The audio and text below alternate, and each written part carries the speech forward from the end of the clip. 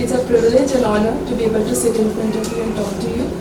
Sir, we came to know that you are very passionate about smart policing. So could you elaborate to us what is it basically? Like our Honorable Prime Minister has given vision about the smart policing, so each letter means something. So as means sensitive, moral, accountable, responsive, trained police force. And we see that as you see in startup world or entrepreneurship, there are problem statements.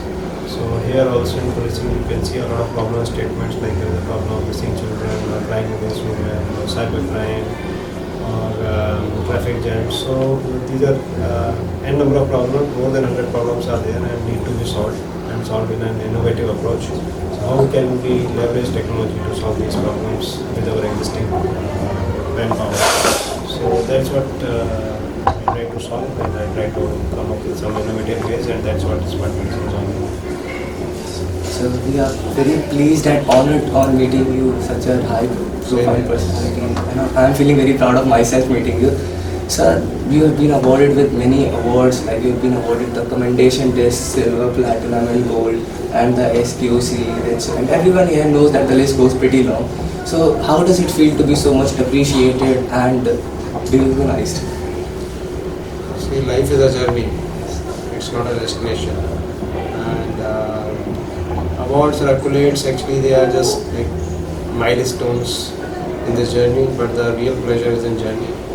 So I still feel that when I see you, I see myself in you at the same age, and I feel that these can act as motivation for some people. So if it motivates you, then my job is done. And if I spend some time here, if even one child is motivated to do well in life, I think it is a time well spent. So that's my take on those awards. So you have held many positions like ASP Jhansi, ASP Mirzapur, ASP Varanasi and many more, and presently S.S.P. Firozabad. So do you remember any interesting incident which you would like to share with the students? Yeah, so policing is a job where every day you see very interesting incidents. But I feel some of the biggest challenges that I faced, one was the challenge of Ram Mandir Ayodhya verdict. So I was S.S.P. Ayodhya at that time, and the verdict was going to come, and all the eyes of the world were at Ayodhya, and all the international media was camping there. And the Supreme Court, the Honorable Supreme Court verdict came, and we prepared hard for it. For the past 6 months, we tried to cover almost like 30 lakh citizens of Ayodhya, and using beat policing and technology, we came up with innovative solutions, and we were very sure that in Ayodhya nothing will happen on the day of verdict, and we are pleased that we were able to keep our order intact at Ayodhya, and which led to peaceful time in the whole country as well. So I think that was probably the biggest challenge. Apart from that, we see a lot of tricky situations every day in everyday jobs, so it's pretty interesting. Sir, both boys and girls are now aspiring to join the armed forces and also the police forces.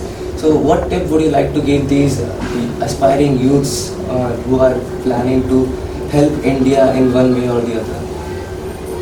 I feel whatever field you choose, not only the police or the armed forces, but whatever field you choose, you should be have a clear goal, and you should work really hard to achieve that goal. And with police force and the armed forces, I think discipline is required.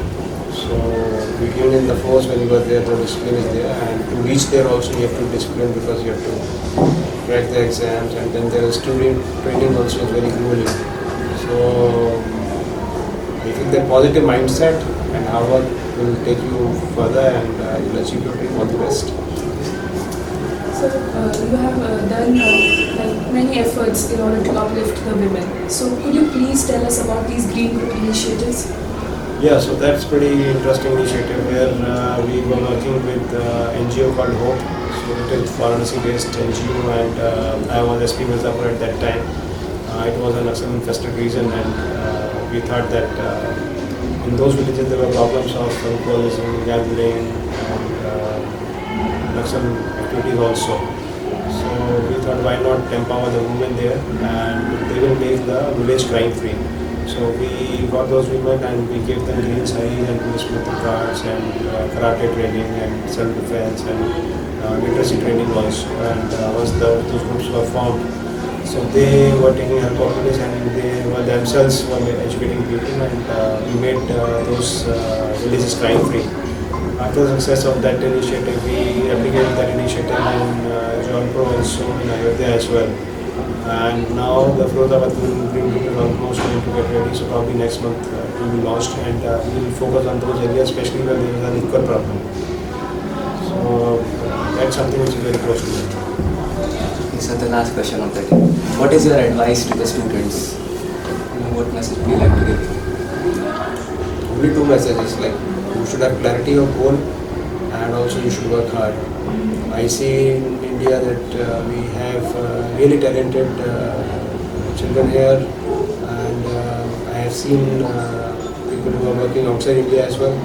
So the only difference that I see that probably in India at the school level or at the college level, our approach to especially the entrepreneurship is not that visible. Whereas in outside India, I see that the children are not only interested in academic or extracurricular activities, but they are also learning how to be creative. So be it book writing, be it content creation, or be it creating softwares. I feel that these kind of skills also should be taught in the school, and children should get motivated to do their own startups within the school. So that will be a game changer if it happens.